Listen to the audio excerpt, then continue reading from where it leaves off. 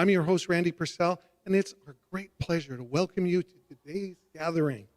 This morning, please join me in welcoming singer-pianist extraordinaire, Tom Arntzen. Woo! Thank you. Hello.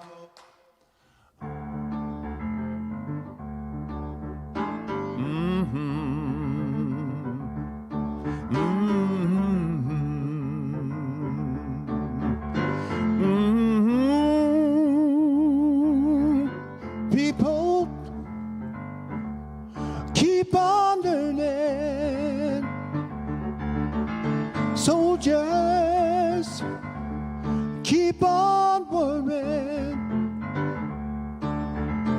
World keep on turning, 'cause it won't be too long.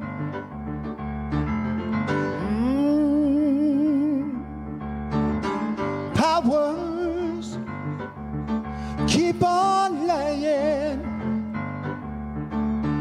while your people keep on dying. World keep on turning, yeah, 'cause it won't be too long.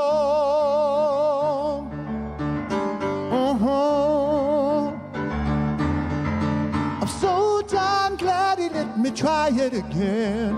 My last time on earth I lived a whole world of sin. I'm so glad that I know more than I know then. Gonna keep on trying till I reach the highest ground. Oh, oh, oh.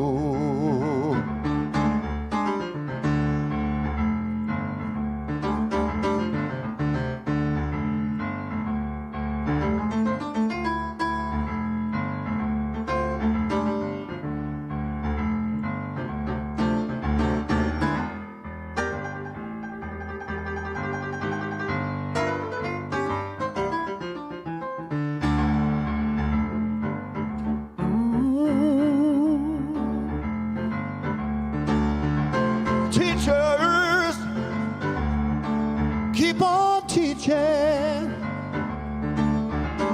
Preachers keep on preaching. World keep on turning, 'cause it won't be too long. No, no, no. Lovers keep on loving. Believers keep on believing. Sleepers just start sleeping, 'cause it won't be too long.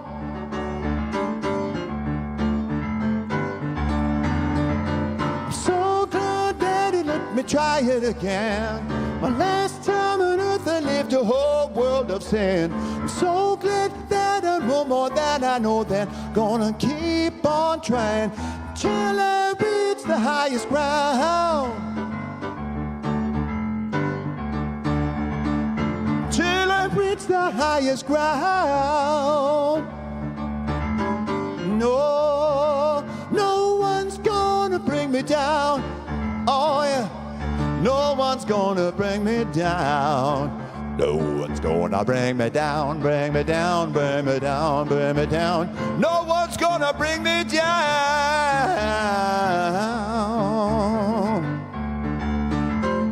No one's gonna bring me down.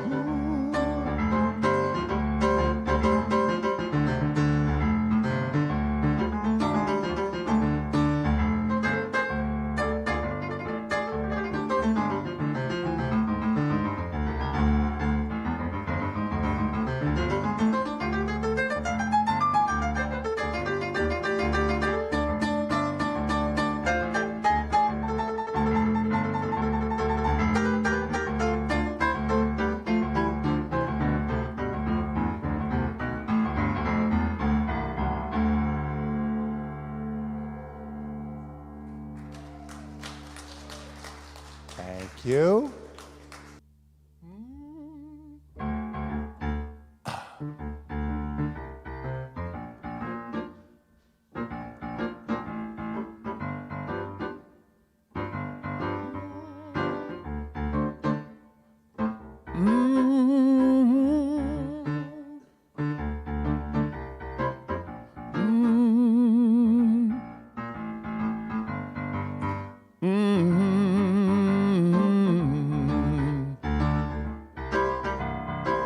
Everyone's feeling pretty. It's hotter than July. Though the world's got its problems, they couldn't touch us even if they tried. From the park, I hear rhythms. Molly's hot on the box. Tonight there will be a party, jamming at the end of the block. Didn't know you, but jamming until the break of dawn. I bet you nobody ever told you that you, but jamming until the break of dawn. But jamming and jamming and jamming and jam on.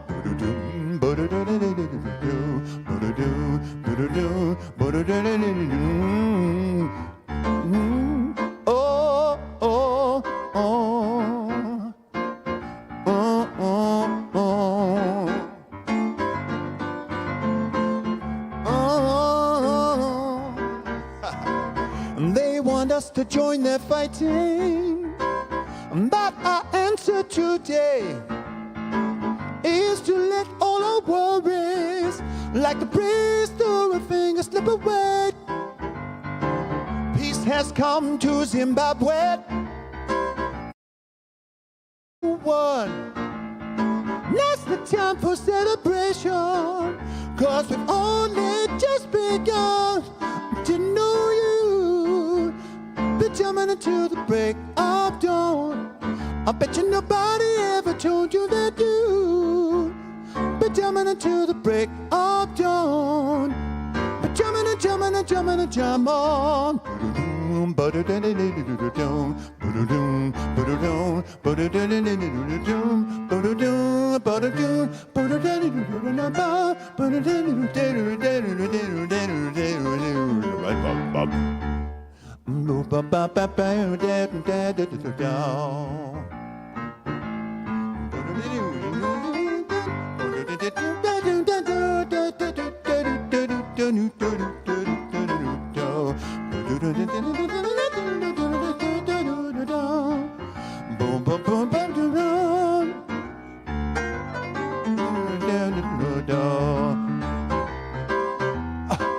You might ask, am I happy?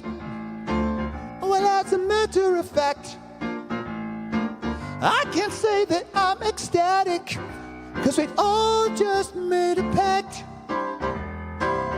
We've agreed to live together, join as children in Jah. When you're moving in the positive, your destination is the highest star. To know that you been jamming until the break of dawn.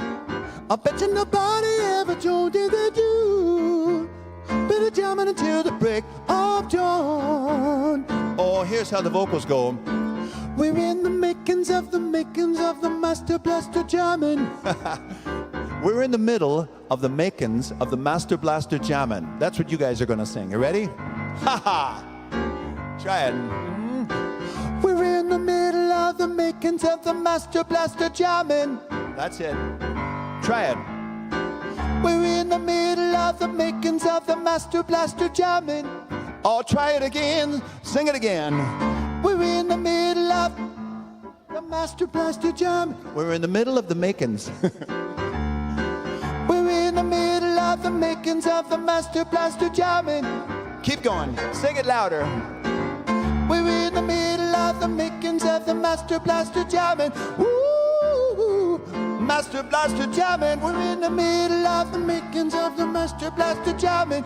Oh, here we go. Boom, ba-da-dum, ba-da-da-da-da-dum, ba-da-dum, da-da-dum, da-da-dum, da-da-dum, da-da-dum, da-da-dum, da-da-dum, da-da-dum, da-da-dum, da-da-dum.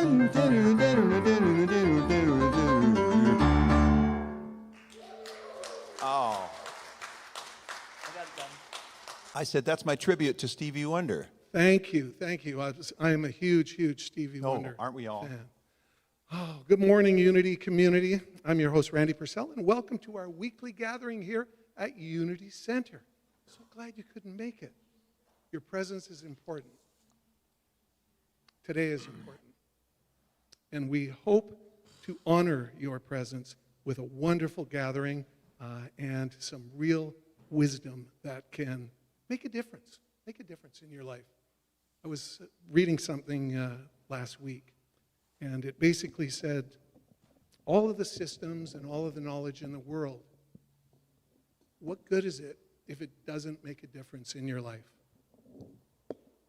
So we aim to make a difference in your life. It's a two-man project, though, two-man, two-woman project, because the wisdom that you will find, the wisdom that specifically jumps out at you today is meant for you. And that's theory. It's when you put it into practice, when you actually embody it and become it in the week that follows and make it a part of your life. So just wanted to share that, and I guess at this point, just conclude the welcome and state that there's some principles that Unity runs on. Number one, we warmly welcome all people, all faiths, and all lifestyles. However, we reserve the right to accept absolutely everyone. Today, we stand upon the unceded ancestral lands of the Musqueam, Squamish, and Tsleil-Waututh peoples, noble guardians of these lands since time immemorial. It's here that we gather to learn, grow, and deepen in spirit, rooted in respect and honor for their presence. Whether you're with us live in the sanctuary today or tuning in via Zoom or YouTube, we're glad you could make it. We've got some great music coming up, a group meditation, and an inspiring talk to provide you with ways of increasing your well-being, happiness, and peace of mind. For the record, at Unity, our mission is to enhance personal and community well-being through universal spiritual teachings and practices. And now, as we come fully into this moment, I invite you to join me in our opening invocation. All together now, there is one presence and one power active in the universe and in my life, God the good, omnipotent. Today's Unity Daily Word is one of my favorite words in the entire English language. It is surrender. Spiritual surrender is my path to peace. It's natural to have ideas and preferences about how things should be and to work towards the results I want.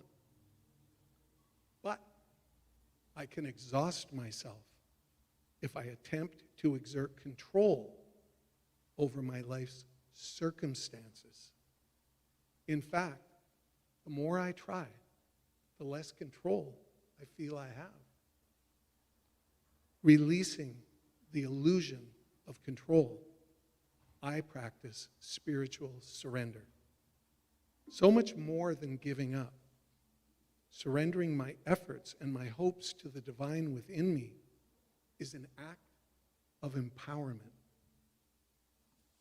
It means living my faith that God is in and through all things.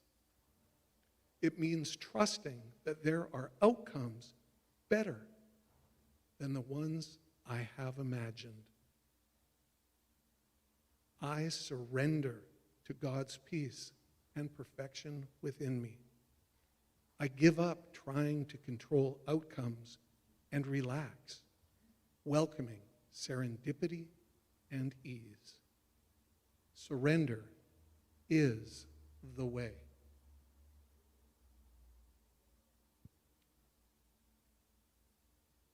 Today's message is about the Spirit of Ubuntu, as seen through the lens of Unity Principle expert, Reverend Sandra Campbell. So let's ready our minds this morning to receive some wisdom with 5 quick affirmations to get things started. All together now. I listen deeply, for every voice carries wisdom. We are woven together like threads in a sacred tapestry. I celebrate our differences, for they make our unity vibrant. Healing flows when we hold space for one another. I am whole and I am part of something greater. Thank you, thank you, thank you. And so it is. And now, if you would, please rise and join us in singing our New English translation of the Aramaic, the ancient Aramaic version of the Lord's Prayer.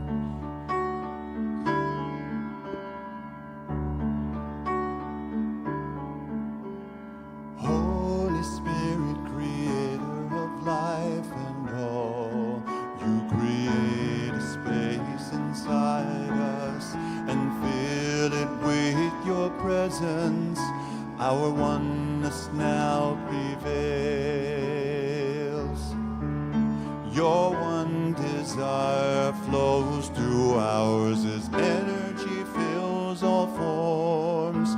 You give us this day our physical and spiritual nourishment.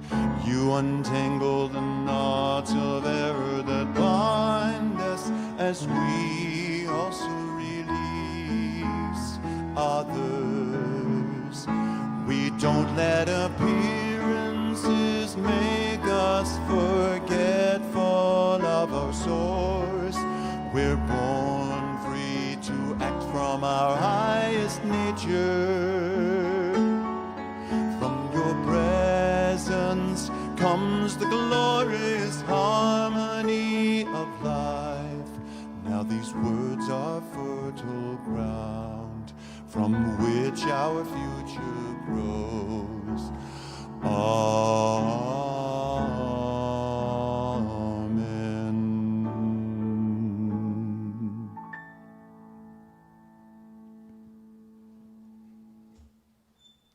For those of you that don't know it, the music and lyrics, melody were written by Tom Arnson and our musical director, Beverly Elliott.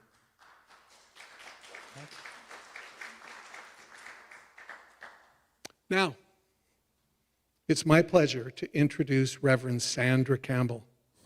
Sandra, for those of you that don't know her, is the associate minister at Unity Temple on the Plaza in Kansas City, which is just a stone's throw away from Unity Village, the headquarters, the worldwide headquarters of the Unity movement.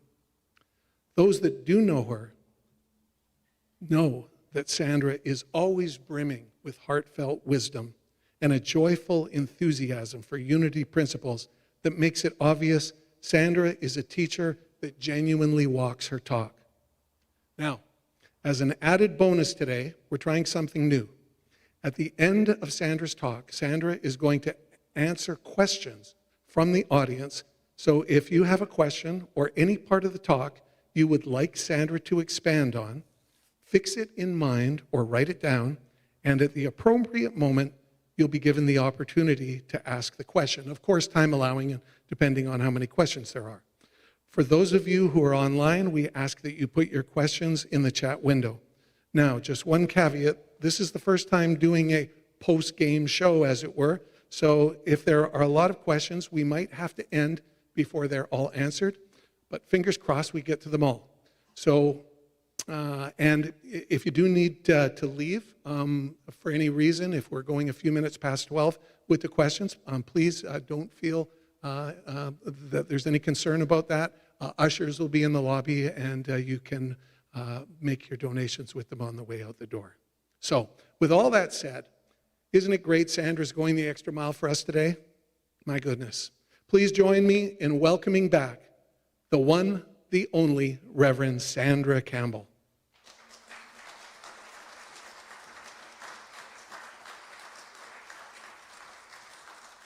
Thank you, Randy. Wow, what a wonderful introduction and what an amazing start to this morning. I'm so grateful that I can be joining all of you here in Vancouver, all the way from Lee's Summit, Missouri, near Unity Village. I am just grateful. I love Unity of Vancouver. I love all of you, and I'm so blessed to be a part of this. It's now time for us to center ourselves.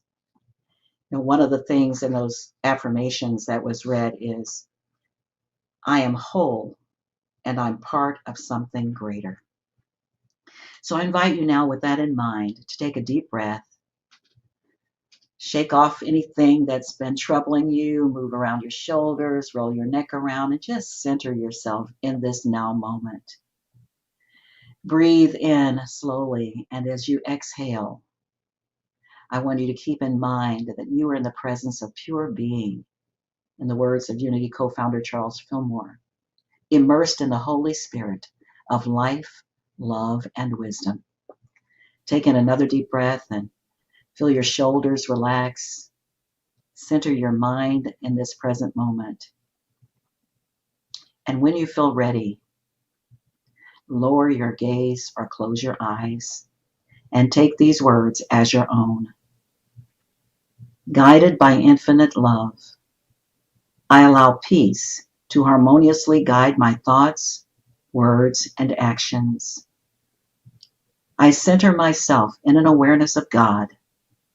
God is already centered in me. I open my heart and mind to divine peace, and I feel its harmonizing power within me and all around me. This is grace, and I am grace-filled. I am embraced by the loving spirit of divine love.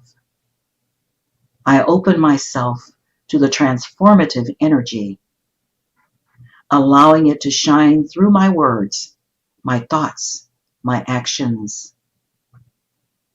As I embody and express love, peace, and harmony naturally follow. With an intentional pause, I take a deep breath. And as I exhale, I release any tension. I calm any storms within. Breathing consciously from my own divine oneness, I am a healing balm, creating an environment of peace and harmony where I am, right here, right now, in the silence.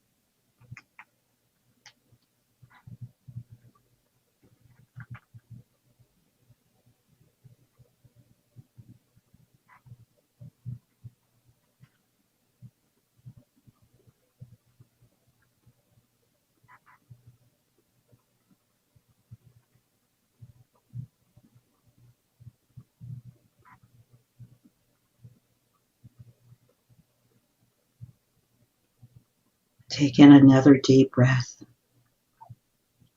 And as you release that breath, remind yourself that you can turn to this place of peace within you anytime. If someone cuts you off in traffic, or bursts ahead of you in line at the store, or makes an unkind remark, something that may be troubling you, you can always take a deep breath and affirm, peace, be still.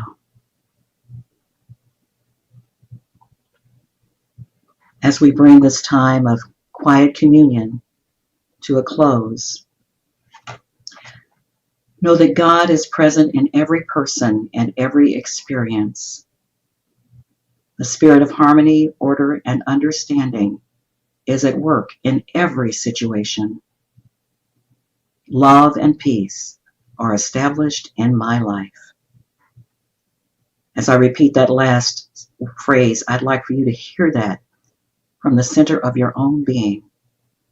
Love and peace are established in my life. I dwell in the harmony of the universe, and peace fills my soul. Even as the outer world shifts and changes, the center of peace within Stay steadfast and unshakable. Embracing harmony and peace, I claim my wholeness now. And so returning your attention, take a few deep breaths.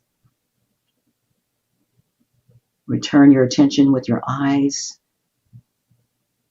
slightly open and then fully open.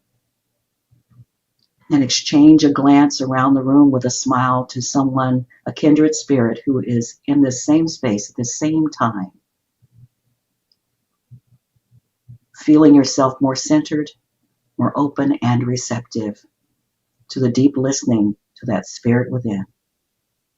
And we say thank you, God, for this precious time to turn to that place where only we can go within ourselves to find perfect peace. And so it is. Amen.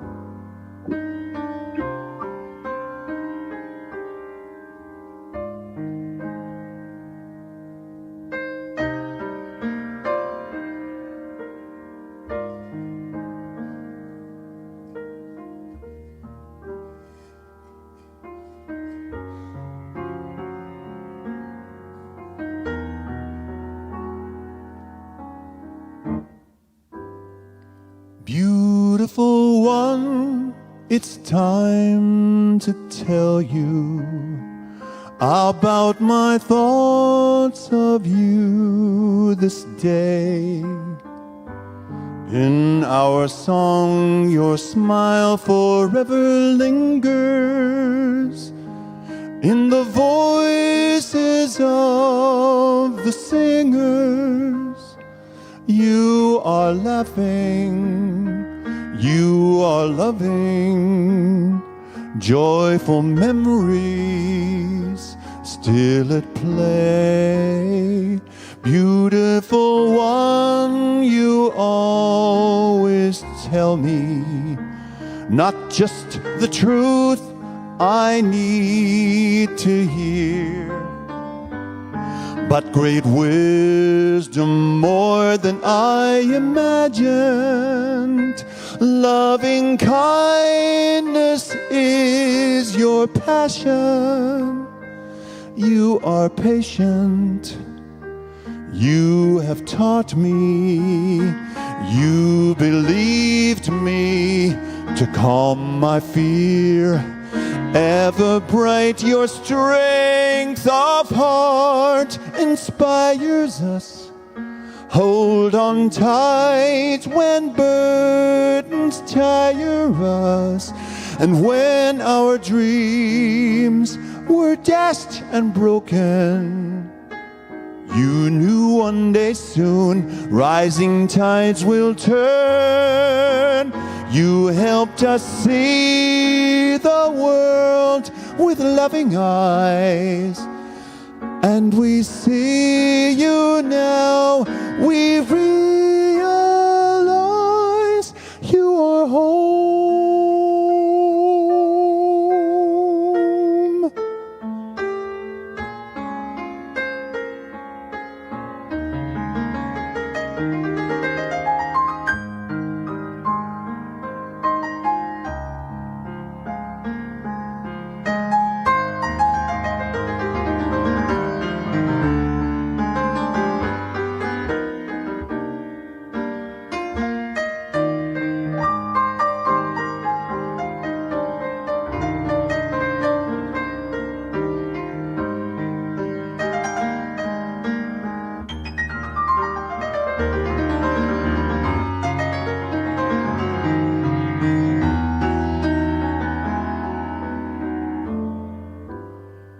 Beautiful one, the leaves are turning,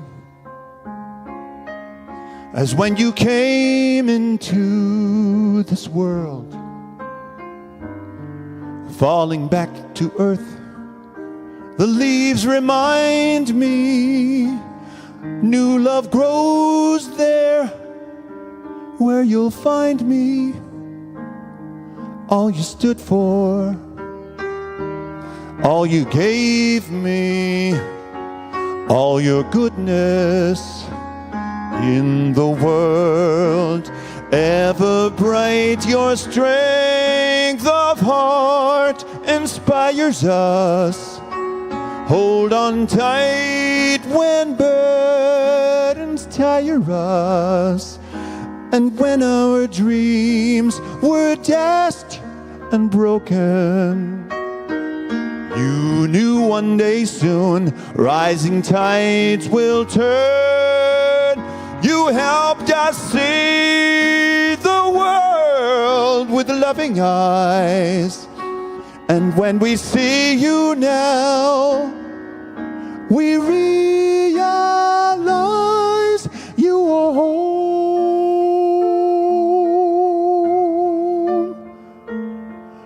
You are home.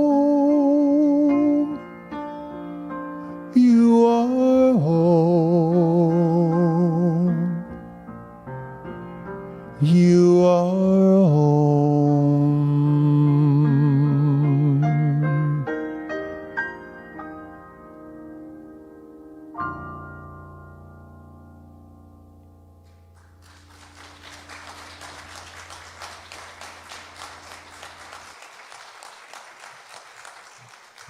Wow. Thank you, Tom. You had me at the Stevie Wonder song. Thank you so much. You know how you learn songs and you make up your own lyrics because you don't understand what they're saying? All these years, we have every one of Stevie's albums, which, today the young people call them vinyl. And I never knew we're in the middle of the makings of the Master Blaster Jammin' until today. So Stevie Wonder would be so proud that you taught us the words to his song, or taught me anyway. So thank you. And thank you, Randy and Janet and Brian and Shirley and Jeannie and Car and Christina for enabling me to be with you all today. This is a joy.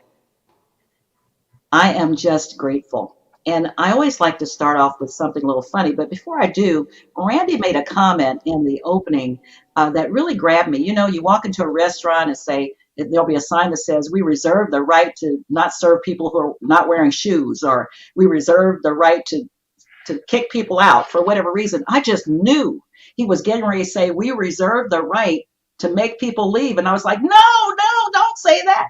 And I knew he wouldn't say that, but I like that. We reserve the right to accept absolutely everyone.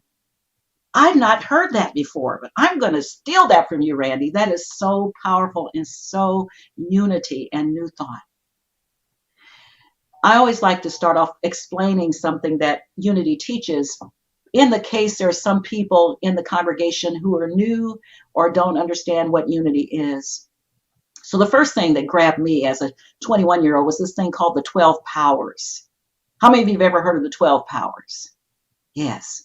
So Emma Curtis Hopkins was the teacher of teachers of New Thought leaders like Charles and Myrtle Fillmore, who founded Unity.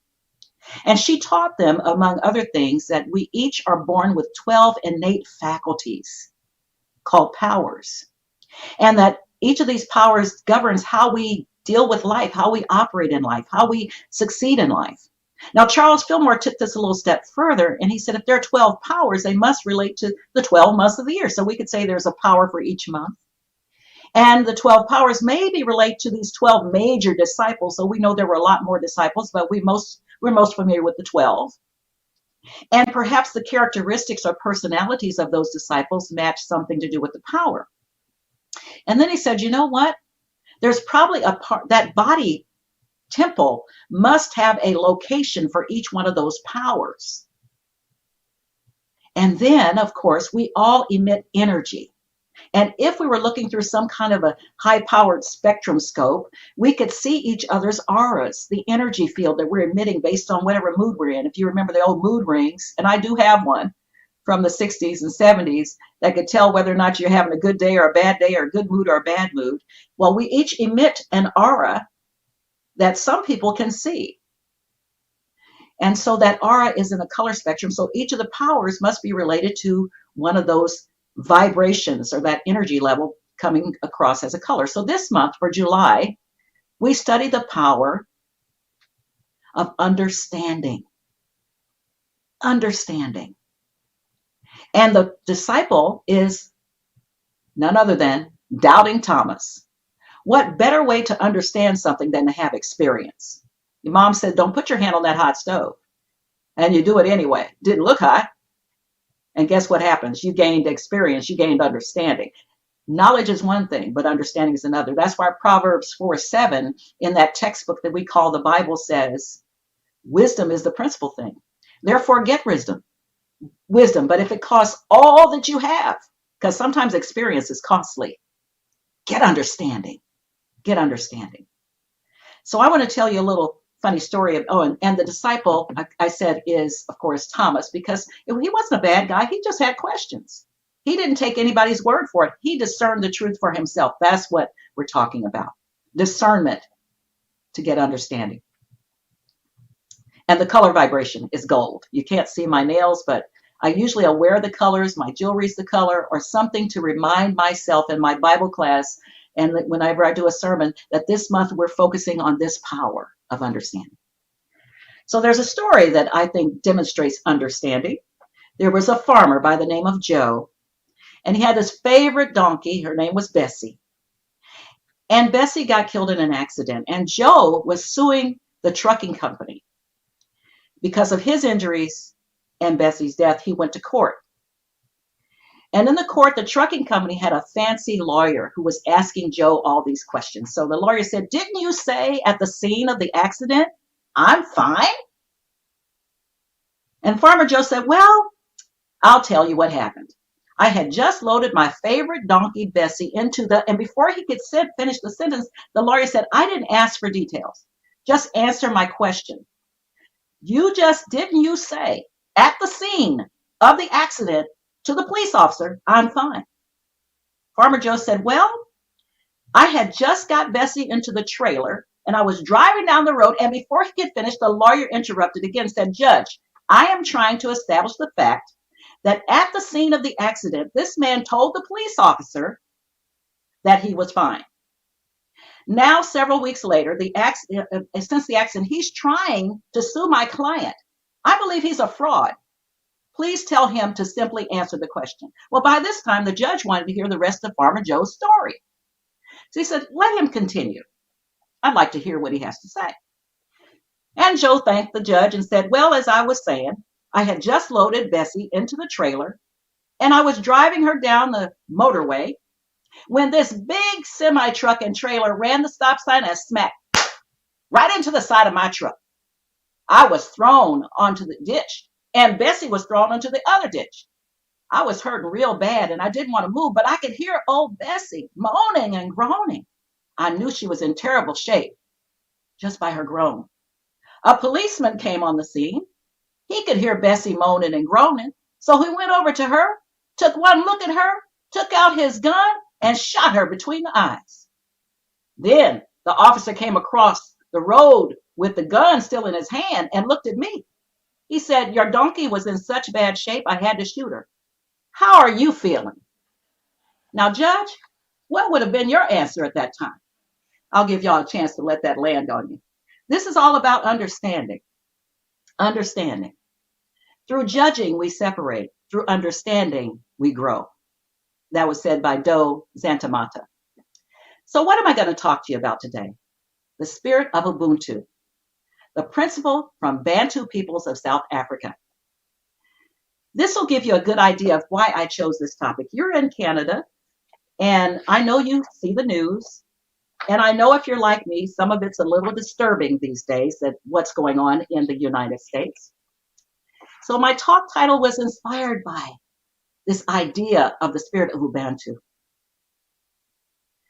On May 21st, 2025, some of you may have seen this on the news, South African leader Cyril Ramaphosa met with the United States President Donald Trump and encouraged the president to listen to real stories of the people of South Africa to understand that there is no white genocide in South Africa. Unfortunately, our president continued to tell the same wrong stories. But the president of South Africa didn't back down because he knows the power of Ubuntu, which was started to end apartheid in South Africa and succeeded. The word Ubuntu means humanity to others. And if we translate it into English, it is, I am what I am because of who you all are. I am what I am because of who you all are. The concept was crucial in the Truth and Reconciliation Commission in post-apartheid South Africa, which sought to heal the wounds of the past and promote reconciliation between victims and perpetrators of apartheid, and succeeded to this day. So the teachings of Jesus parallel this idea of Ubuntu. Jesus taught in parables, precepts, and miracles. In the parable in Matthew, the 25th chapter, the 35th through the 40th verses, we read, Jesus speaking to the disciples, "For I was hungry, and you gave me something to eat. I was thirsty, and you gave me something to drink. I was a stranger, and you invited me in. I needed clothes, and you clothed me. I was sick, and you looked after me. I was in prison, and you came to visit me." The disciples were very confused because they'd been following him around for months and never saw any of this, and said to him, "When did we see you hungry and feed you, or thirsty and give you something to drink? When did we see you a stranger and invite you in, or needing clothes and clothe you? When did we see you sick or in prison and visit you?" And this is where Jesus summarized this parable. He said, "Truly I tell you," now when you read that in scripture, it means listen up, pay attention. "Whatever you did for one of the least of my brothers and sisters, you did for me. I am what I am because of who you all are." That's principle number one, that God is the one presence and one power active in our lives, everybody's lives, and in the universe, God the good. Another story I will share happened on January 21st this year, when President Donald Trump attended the traditional post-inauguration prayer service at Washington's National Cathedral, and from the pulpit, Bishop Marianne Edgar Buddy delivered her sermon with grace and conviction, asking the president to have mercy upon the people in our country who are scared. The message was not an attack on President Trump, but a reminder that the church's foundation lies in caring for the least of these, the center of Jesus' teachings. Our president didn't take that very well, and as my mother from Arkansas would say, a hit dog will holler. A hit dog will holler. So take that little thing and write it down, because I have a bunch of mama-isms I'll share with you again someday.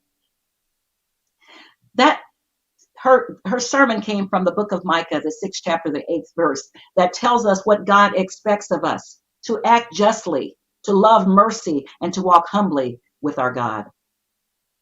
The focus of her message summarizes that requirement, that's a simple requirement: the importance of ethical behavior, compassion, and a humble relationship with the divine in order to live a fulfilling life. That's the principle of Ubuntu. Another example is Corrie ten Boom. I'm sure how many of you have ever heard of Corrie ten Boom? She was a Holocaust survivor. She had been trained to be a watchmaker by her father. And Corrie and her family hid many of the victims of the Holocaust before they were captured. Corrie had a lot of unforgiveness in her heart. And she wrote a book. And at her book signing, there was a man who came over to her afterwards and held out his hand and said, "Would you forgive me?" Her book was on the power of forgiveness. And she couldn't do it. He was one of the guards where she and her sister were encamped, and her sister died there. It took everything she had to realize, to see the humanity in this man. And that's our challenge. Our challenge is to look beyond the faults and the differences, to try to see the humanity in each other. The Sanskrit word namaste means I see you, you see me. The Christ in me sees the Christ in you. The God, the good in me, sees the good or the God in you. Corrie ten Boom had several quotes that I love. She said, even in the darkest times, faith, love, and forgiveness can guide us to light and healing. Her legacy challenges us to live with courage, extend grace to others, and trust in a higher power for the perfect outworking of whatever it is that you're seeking. She once said, there is no pit so deep that God's love is not deeper still, and that love is larger than the walls which shut it in. This is the principle of Ubuntu, one humanity. There's a proverb that says, like iron sharpens iron, people sharpen people. I am what I am because of who we all are. No matter how different we might look, what different backgrounds we have or experiences or different countries we're from, we are all one family. I was in line at a Chipotle, one of my favorite fast food restaurants here, and there was a man in front of me who said, are you going to buy my lunch? And of course I thought, well, maybe he's just flirting, but no, I'm not buying your lunch. When I got to the end of the line, the man was still standing there. He had paid for his lunch, and the person at the cash register said, oh, yours has already been paid for. Totally unexpected. Just a random act of kindness. The spirit of Ubuntu. I am what I am because of who you all are. I have a book that I purchased many years ago. Actually, I used to borrow it from the library so much that the cover is torn off. You can barely read it. It's called Light from Many Lamps by Lillian Eichler Watson. It contains poems of the greats, Alfred Lloyd Tennyson and Thoreau and Emerson and all of them, Robert Frost, everybody. I've always loved poetry. And there's one in particular that I want to summarize my talk with today that I think you will resonate toward. You may have read it before. Sam Walter Foss liked to walk. And today, as he was lost in thought, he had wandered a bit too far in the blazing sun. Suddenly he realized how hot it was, and he was tired and thirsty. The big tree at the side of the road looked tempting, so he stopped for a moment to rest in its shade. There was a little sign on the tree that said, there's a good spring inside the fence. Come and drink if you're thirsty. Foss climbed over the fence, found the spring, and gratefully drank his fill of the cool water. Then he noticed a bench near the spring. And tacked to the bench was a sign that said, sit down and rest a while if you're tired. Now thoroughly delighted, he went to a barrel of apples nearby and saw that there was a sign that said, if you like apples, help yourself. He accepted the invitation, picked out a plump red apple, and looked up to see an elderly man watching him with interest. Hello there, is this your place? Foss said. Yes, I'm glad you stopped by, the old man answered. Then he explained the reason for the signs. The water was going to waste. The bench was gathering dust in the attic. The apples were more than they could use. He and his wife thought it would be a neighborly thing to offer tired, thirsty passersby a place to rest and refresh themselves. So they brought down the bench from the attic, put up the signs, and made themselves a host of new friends. You must like people, Foss said. Of course I do, don't you? The old man answered. All the way home, Sam Foss kept thinking of a line from Homer's Iliad. He was a friend of man and lived in a house by the side of the road. That's where these words came from. There are hermit souls that live withdrawn in this place of their self-content. There are souls like stars that dwell apart in a fellowless firmament. There are pioneer souls that blaze their paths where highways never ran. But let me live by the side of the road and be a friend to man. Now it's longer than that, but I'll stop here and you can look it up because it's a reminder of the spirit of Ubuntu that we belong to each other. We belong to each other, and when we get that, we'll create a world that works for everyone. I am what I am because of who we all are. Taking a page from Marion Buddy, from Corrie ten Boom, from the Fillmores, the founders of Unity, from Jesus, the master teacher. Let me live in a house by the side of the road. When I was in Canada, in Vancouver last year, I saw examples of this in your church and in your communities. People who are helping people. There are no strangers. We all belong. And I so appreciate belonging to Unity of Vancouver and being a part of this amazing, amazing service. So I close with the reminder that we may be on different sides of North America, and we may have different cultural and spiritual experiences, but our humanity makes us one family. I see you. I see you. When I see myself, I see you. Christ in me sees the Christ in you. I am what I am because of who we all are. Ubuntu. And so it is. Sandra, thank you so much. One more time for Sandra Campbell, everybody.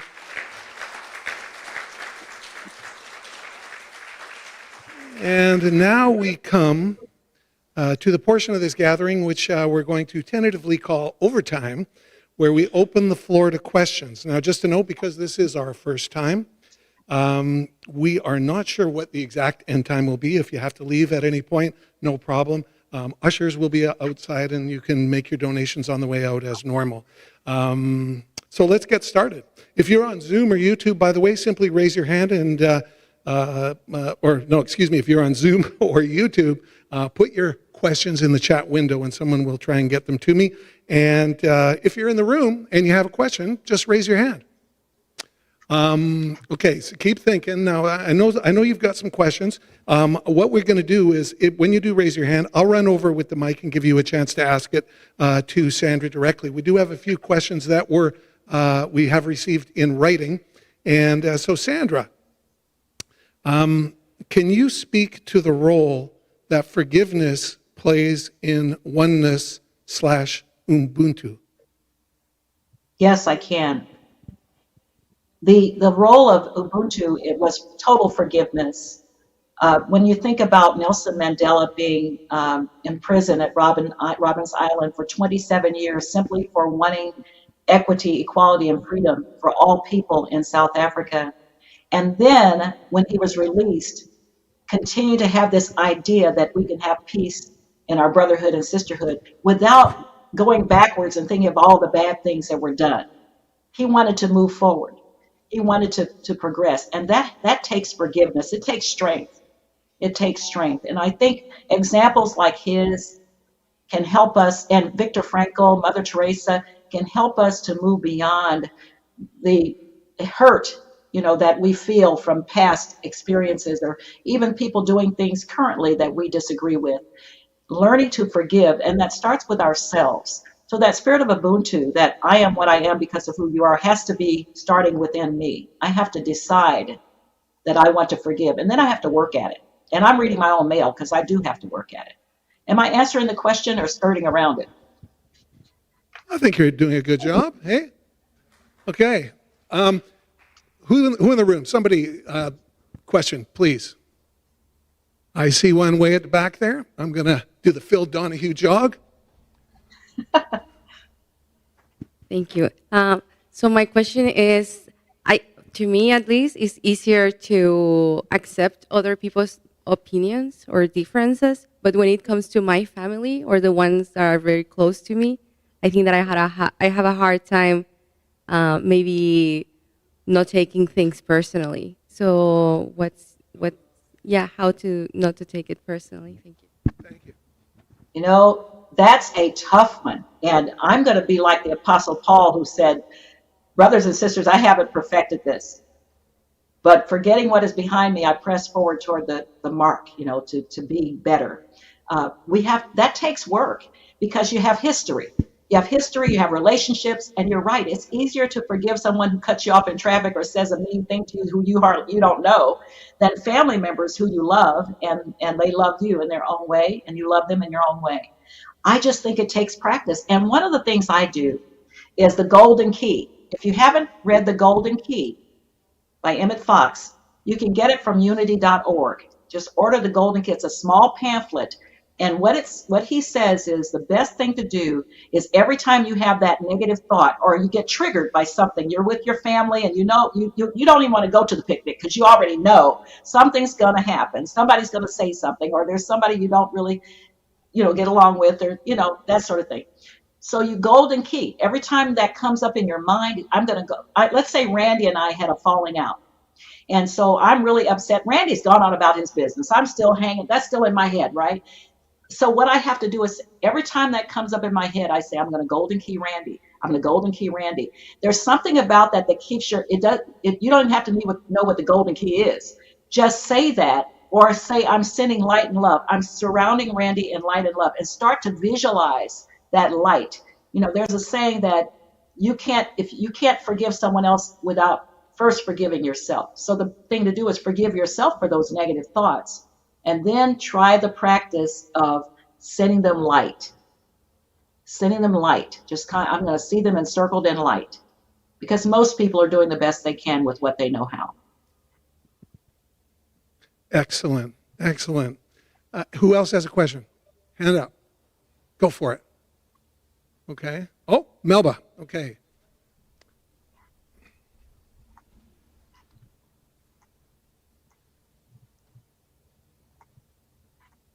I'm not sure exactly how to phrase this, but with all that's going on in the United States right now, people losing Medicaid, people being locked up, their citizens being locked up by ICE and everything, I know as a Canadian, I still feel that. Yes, I watch the news. You're not supposed to. Randy says don't watch the news. But Sandra, what can we best do?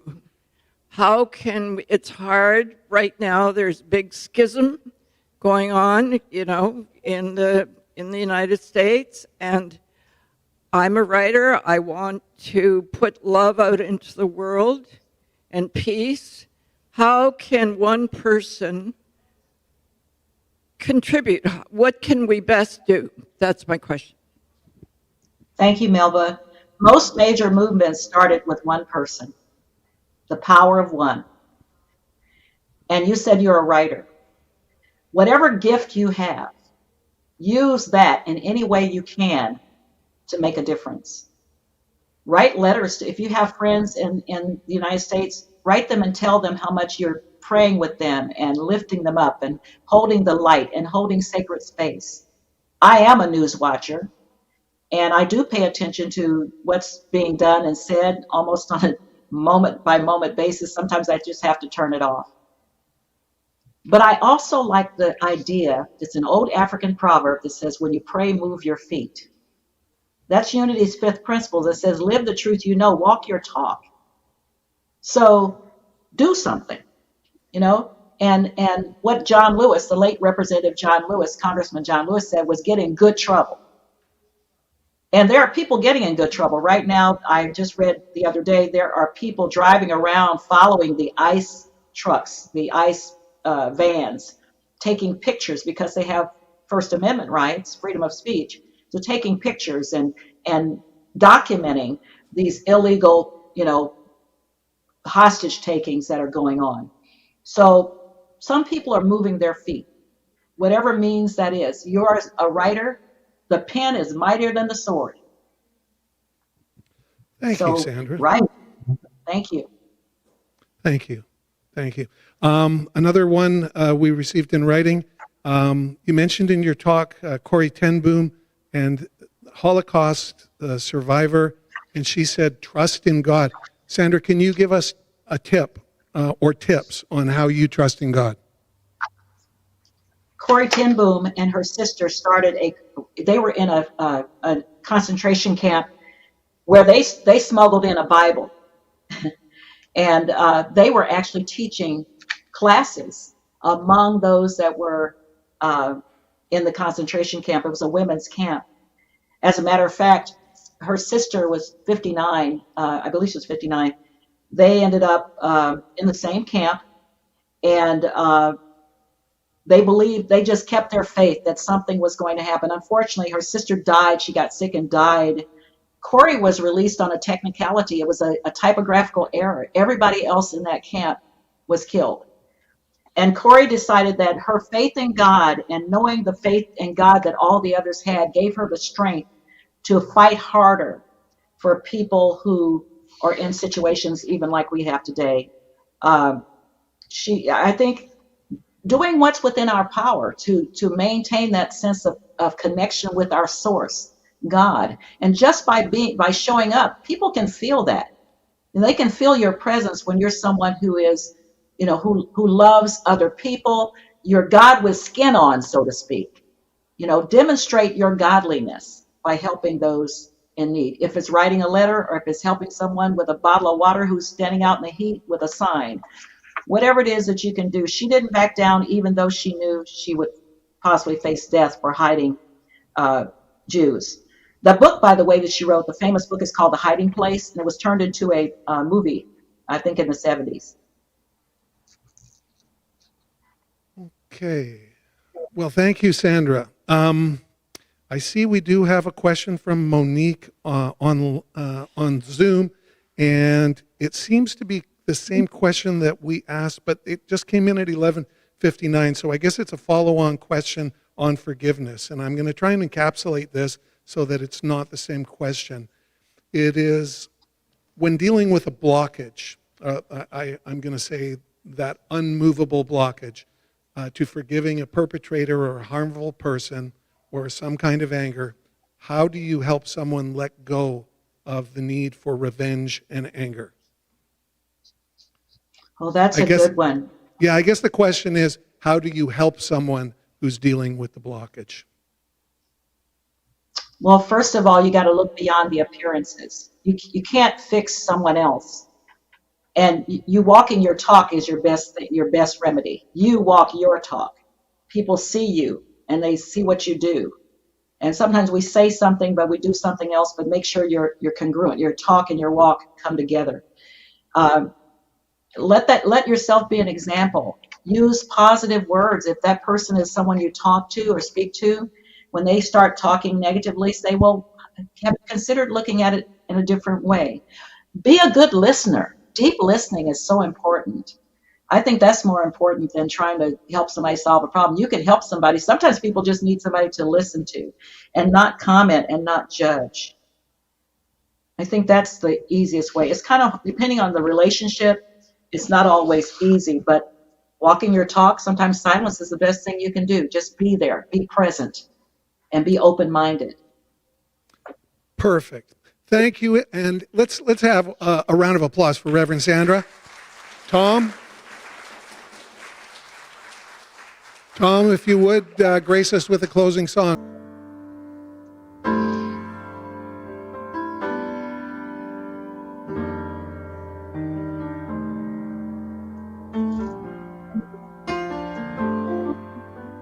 I'm with you all the way, every single day.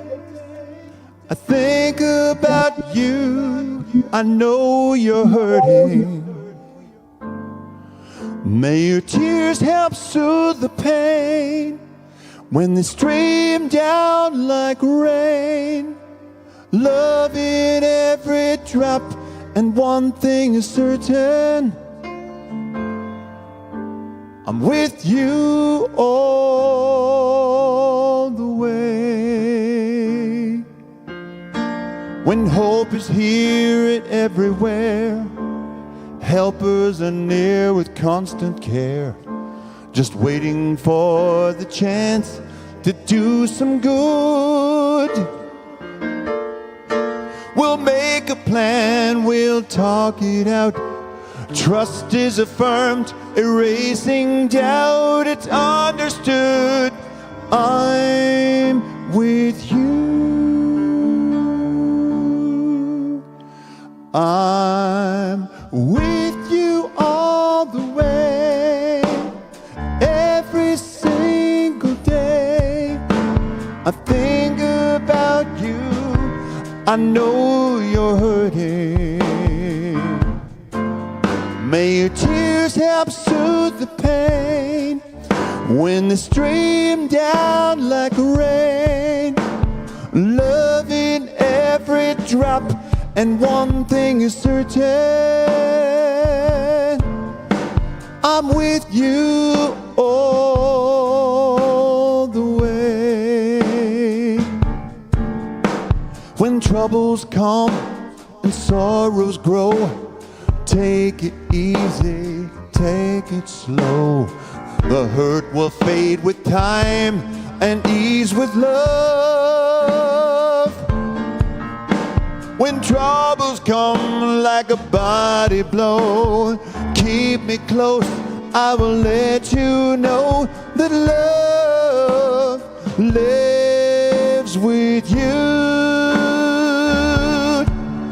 I'm with you all the way, every single day. I think about you, I know you're hurting. May your tears help soothe the pain when they strip down like rain.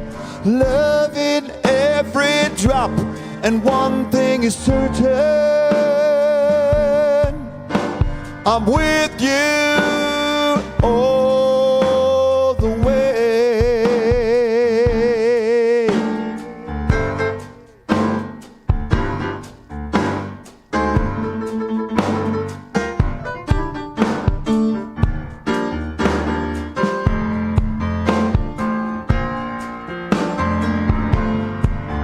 May your tears help soothe the pain when they stream down like rain. Love in every drop, and one thing is certain, yes it is, I'm with you all the way, all the way. I'm with you all the way. I'm with you all the way.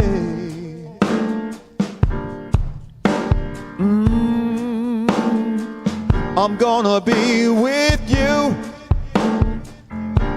all the way. I'll never leave.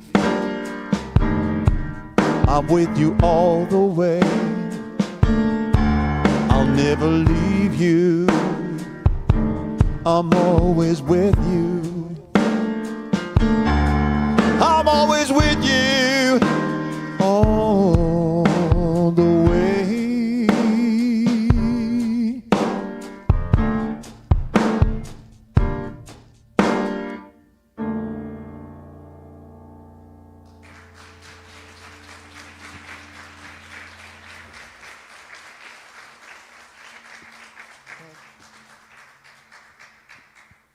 Wow. Great song. Great song. Here we are. Events we've got coming up. Just quickly, I've got the condensed version because we had the Q&A today. Our Course in Miracles study group is live here in the center every Tuesday from 12:30 to 2:30. And finally, next week we'll be joined by Reverend Rona Sagara with her talk, Let the Good Things Grow. I like that title. Let the Good Things Grow. Sounds good, doesn't it? And Rona, of course, will be here in person. Today's affirmative prayer chaplains are Brian Law, Shirley Thompson, Jeannie Bell Irving, and on Zoom, Car Roman. Please join us after the service for coffee, tea, cookies, and conversation on the lower level. And now as we bring our gathering to a close, please stand and let us say together our prayer for protection. All together now. The light of God surrounds us. The love of God enfolds us. The power of God protects us. The presence of God watches over us wherever we are. God is, and all is well. And if you would, please remain standing as we launch into our peace song.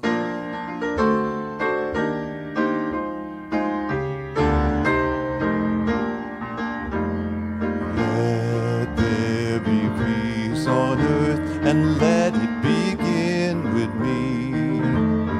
Let there be peace on earth, the peace that was meant to be, with God as creator, and the all are we.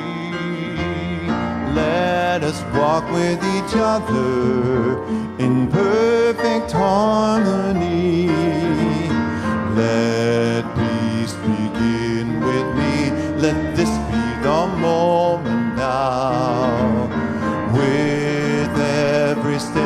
step I take, let this be my joyous vow, to take each moment and live each moment in peace eternally. Let there be peace on earth, and let it begin with me.